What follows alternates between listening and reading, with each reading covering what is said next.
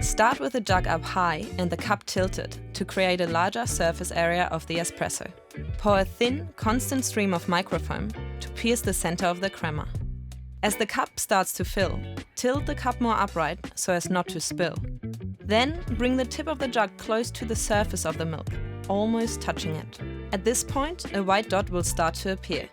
Pause, then pour again, very close to the surface. Repeat 2 to 3 more times, creating arcs. Then pour through the arcs, lifting the jug to finish.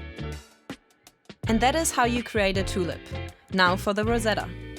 Start with the jug up high and the cup tilted to create a larger surface area of the espresso. Pour a thin, constant stream of microfoam to pierce the center of the crema.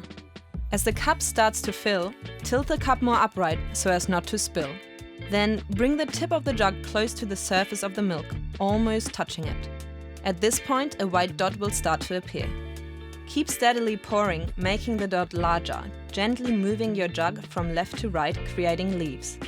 Then, pour through the leaves, lifting the jug to finish. Good luck with your journey!